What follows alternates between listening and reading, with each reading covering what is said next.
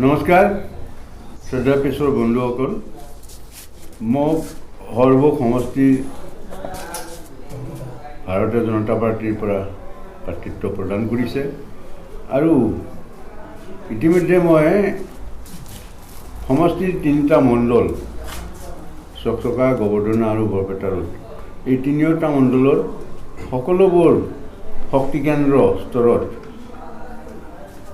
বৈঠক কৰিছোঁ, man meeting কৰিছোঁ, ৰাজনৈতিক সভা কৰিছোঁ আৰু দেখিছোঁ যে আমাৰ কাৰ্যকৰ্তাসকলৰ উৎসাহ উদ্দীপনা অতি বেছি দেখিছোঁ। লগতে আমাৰ সমষ্টিবাসী ভোটা ৰাইজৰো মই সাংঘাতিক ধৰণৰ উৎসাহ উদ্দীপনা দেখিছোঁ।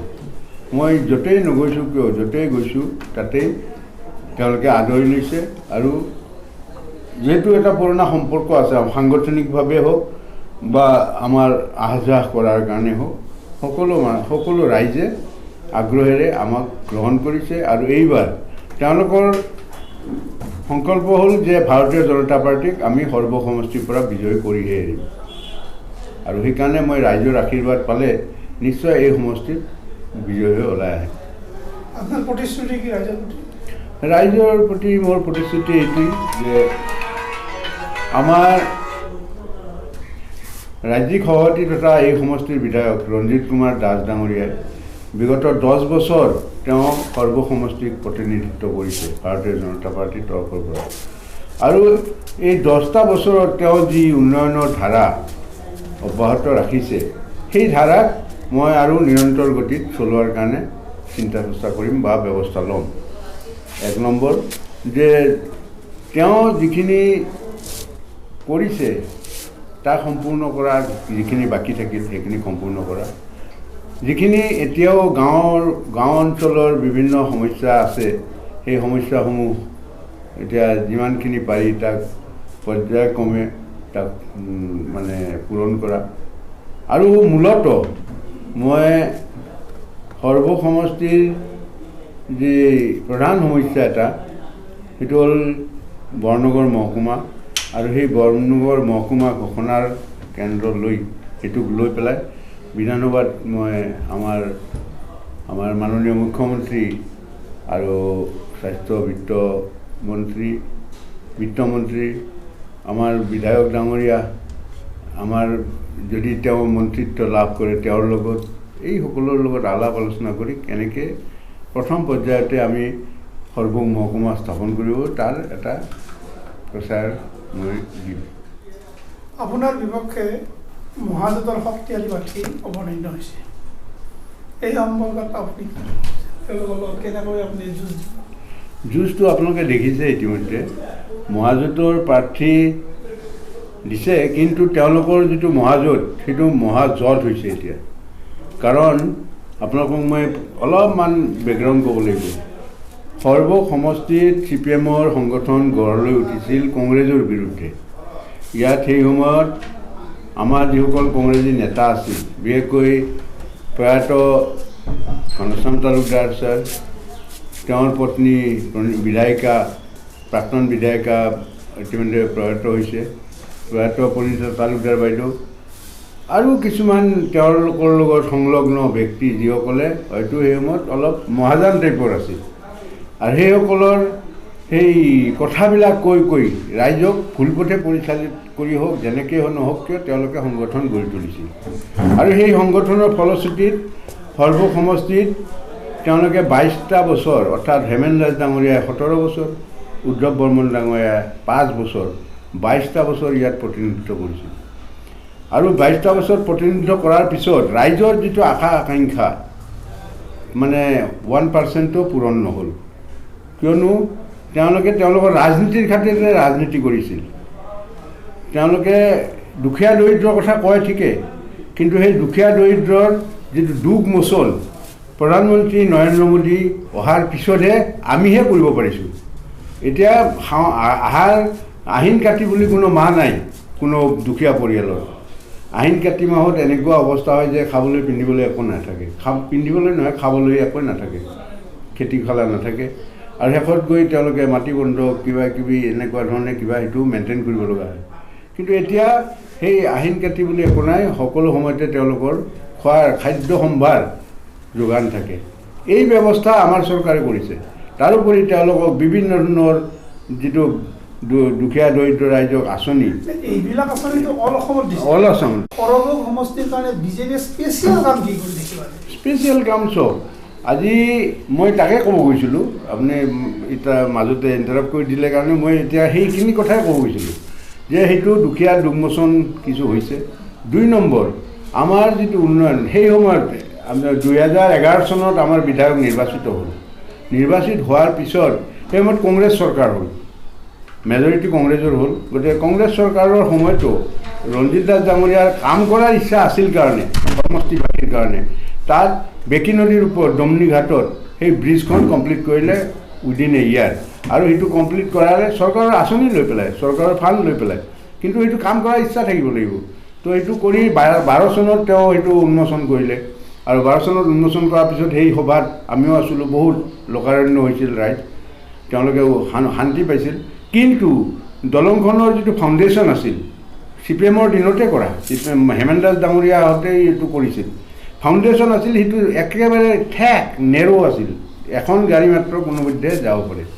তো আৰু দলংখনৰ উচ্চতাও একেবাৰে কম, তাত ট্ৰাক বা বাছ আদি যাব নোৱাৰে। ফলত গৈ যে ৰাইজৰ অসন্তুষ্টি বাঢ়িল। আৰু ৰাইজৰ অসন্তুষ্টি নহয়, আমাৰ কাৰ্যকৰ্তাসকলৰো আমি সন্তুষ্ট নাছিলোঁ। আৰু শেষত ৰঞ্জিত দাস ডাঙৰীয়াই সেই সভাতে ঘোষণা কৰিলে যে আমি আন এখন ডাঙৰ দলং ইয়াত নিৰ্মাণ কৰিম। আৰু সেইখনত যোৱা 3 মাহ আগত গাইবান্ধাৰ মাধ্যমেদি গাইবান্ধাৰ কাষত এইটো আধাৰশিলা স্থাপন কৰিলে। আৰু সেইটো নলজৰা, বেকী, নলজৰা, হাকুৱা, এই চববিলাকত তেনেকুৱা ধৰণৰ পুল আদি হ'ব, দলং আদি হ'ব। আৰু সেইটোৰ জৰিয়তে এটা ষ্টেট হাইৱেও নিৰ্মাণ হ'ব। এই ধৰণৰ এইটো এটা কাম 2011 চনত। 2016 চনত তাৰ উপৰি আৰু কিছু কাম কৰিছে সেই সময়তে। 2016 চনৰ আমাৰ চৰকাৰ অহাৰ পিছত ইয়াত উন্নয়নৰ বহতী গংগা বৈ গ'ল। আপুনি আজি চাই ল'ব, সৰ্বক সমষ্টিৰ প্ৰায়বোৰ ৰাস্তা 2-এটা সৰু সুৰা থাকিব পাৰে, আৰু সেইখিনি আমাৰ কাম, সেইখিনি আমি কৰিম। প্ৰায়বোৰ মেজৰ ৰাস্তা পকীকৰণ হৈছে বা ব্লক কৰা হৈছে। আৰু বৈশিষ্ট্য আছে যে আগত যিটো ৰাস্তা আছিল তাৰ ব্ৰেড বহল, সেই বহলটো ডাবুল হৈছে। আৰু ডাবুল হোৱাৰ কাৰণে এতিয়া 2খন গাড়ী ইজিলি অহা যোৱা কৰিব পাৰে। আমি জনাইছোঁ, আপোনালোকে চাব 2 মিনিট, ৰাইজৰ আশীৰ্বাদ আমাৰ লগত আছে। কিমান কনফিডেণ্ট আপুনি? মই কনফিডেণ্টটো, মই 100% কনফিডেণ্ট। ৰাইজৰ আস্থা, বিশ্বাস, আশীৰ্বাদ আমাৰ লগত আছে। এতিয়া তেওঁলোকৰ ইলেকশ্যনটো মই ক'ব গৈছিলোঁ, সেইখিনি কথা কমপ্লিট নহ'লতো। তেওঁলোকে যে 22 বছৰত একো নকৰিলে, আমি 5-6টা বছৰত কৰিলোঁ। সকলো সমস্যাৰ মোটামুটি এটা তাৰ সমাধানৰ কাৰণে পথ প্ৰশস্ত কৰিছোঁ। বিভিন্ন কাম আঁচনি আৰম্ভ হৈছে। 2খনকৈ ছায়েন্স কলেজ, ছায়েন্স ষ্ট্ৰীম হ'ল 2টা মহাবিদ্যালয়ত। ছায়েন্স ষ্ট্ৰীম হোৱাৰ পিছত ইয়াতে ছাত্ৰ ছাত্ৰীসকলৰ সেই সুবিধাবিলাক আহিল। ফ্লাইঅভাৰ হ'ল, উত্তৰ দক্ষিণৰ সেইটো বৰপেটা ৰোডৰ আৰু কম সময়ৰ ভিতৰত সেইখন কাৰ্যক্ষম হ'ব, মানে উন্মোচন হ'ব। আৰু সৰ্বগত ফ্লাইঅভাৰ এখন কামাৰগাঁও পথত হ'ব। এই ধৰণৰ কাম। তাৰোপৰি ট্ৰেজাৰী আমি ইয়াত আনিছোঁ। এটা সাব ডিভিজনেল লেভেল হস্পিটেল, বৰপেটাৰ FRU, নিমুৱাত 30-বেডেড হস্পিটেল, দহলাপাৰা, ভুলুকাবাদ আমি মডেল হস্পিটেল, আৰু এনেকুৱা ধৰণে সকলো দিশত কাম কৰিছোঁ। সকলো দিশত বুলি কৈছোঁ মই। আৰু কাম কৰাৰ কাৰণে আমি, আমাৰ উন্নয়নটোৱে হ'ল মূল কথা। উন্নয়নৰ কাৰণে আমি ডেভেলপমেণ্টটো আমাৰ মূল এজেণ্ডা। আৰু তেওঁলোকৰ কি এজেণ্ডা আছে এইটো বেলেগ কথা। তেওঁলোকৰ কমিউনেল এজেণ্ডা কয়, কিবা কয়, যি কৰে কৰি থাকক। কিন্তু উন্নয়ন আমি দিব পাৰিছোঁ। আৰু উন্নয়নৰ ক্ষেত্ৰত, উন্নয়নৰ কাৰণে সমগ্ৰ ৰাইজ আমাৰ কিছু তেওঁলোকৰ লগতো থাকিব কেইটামান। এইবাৰ বিজেপিয়ে সৰ্বক সমষ্টিত বিশেষকৈ সংখ্যালঘু অঞ্চলত বিশেষ প্ৰাধান্য দিছে। আপোনালোকে সভা পাতিছে, সৰু সভাও পাতিছে, সমাৰোহ পাতিছে। সংখ্যালঘু ভোট পাব জানো? আপোনালোকৰ বিশ্বাস আছে সৰ্বক সমষ্টিত? বিশ্বাস মানে চাওক, আমাৰ বিজেপিত এটা সংগঠন আছেই সংখ্যালঘু বুলি। সেই আৰম্ভণিৰ পৰাই, জনসংঘৰ দিনৰ পৰাই আছিল, আৰু বিজেপি হোৱাৰ পিছতো হৈছে। সেইটো হ'ল যে সেইটো হোৱাৰ পিছত ইয়াতে আমাৰ যিটো সংগঠন আছে, সেই সংগঠনে আজি এই বিগত সময় ধৰি, যিমান 5 বছৰ ধৰি তেওঁলোকে সেই নিজৰ এৰিয়াত সংগঠন কৰি আছে। আমাৰ 8,500 সংখ্যালঘু কাৰ্যকৰ্তা আছে। তেওঁলোকে নিৰন্তৰভাৱে তেওঁলোকৰ কাম কৰিছে আৰু কাম কৰাৰ ফলত এতিয়া আমি অন্ততঃ সেইসকলক হিন্দু মুছলমান আমি বিচাৰ কৰা নাই, তেওঁলোকেও সেই সমানে চৰকাৰী সা সুবিধা ৰাস্তা ঘাট আমি এই শ্বাহপুৰৰ মাজেদি যিটো ৰাস্তা হৈ আছে এতিয়া আপোনালোকে চাব কেতিয়াবা এইটো ৰাস্তা কেনেকুৱা হাইৱে ষ্টেট হাইৱেৰ দৰে হৈ আছে, হ'বই ষ্টেট হাইৱে আৰু তাত এনেকুৱা ধৰণৰ কাৰণত তেওঁলোকে এতিয়া কিছু পৰিমাণে সন্তুষ্ট আৰু সন্তুষ্ট হৈ তেওঁলোকে দেখিছে উন্নয়নৰ স্বাৰ্থত তেওঁলোকে বিজেপিক সমৰ্থন কৰিব, কাৰণ ইয়াৰ আগত কোনো দলে কোনো চৰকাৰে এই কাম কৰিব পৰা নাছিল। তেওঁলোকৰ বিশ্বাস আস্থা আমাৰ ওপৰত আহিছে, কিন্তু সকলো মানুহ নাই, এইটো মানি লৈছোঁ। উন্নয়নৰ স্বাৰ্থত সংখ্যালঘুৱে ভোট প্ৰদান কৰিব নিশ্চিত নিশ্চিত বৃহৎ বুলি যিমানখিনি আহে এইটোৱে যদি জনাব। সৰ্ব সমষ্টিৰ ভোটাৰ ৰাইজক মই বিনম্ৰতাৰে মই অনুৰোধ জনাইছোঁ যে তেওঁলোকে তেওঁলোকৰ উন্নয়নৰ যিটো বহতী গংগা সেইটো যাতে স্তব্ধ নহয়, তাৰ কাৰণে অলপ সুস্থিৰভাৱে চিন্তা চৰ্চা কৰি ভোট কাক দিব লাগে সেইটো চিন্তা কৰিব। আৰু মোৰ ফালৰ পৰা মই আবেদন জনাইছোঁ যে ভাৰতীয় জনতা পাৰ্টীক ভোট দিলে আমি সৰ্ব সমষ্টিৰ উন্নয়নৰ ধাৰা অব্যাহত ৰাখিব পাৰিম আৰু ইয়াত মানে বিভিন্ন ধৰণে আমি ৰাইজকো চৰকাৰী আঁচনিসমূহৰ দ্বাৰা সহায় সাহায্য কৰিব পাৰিম।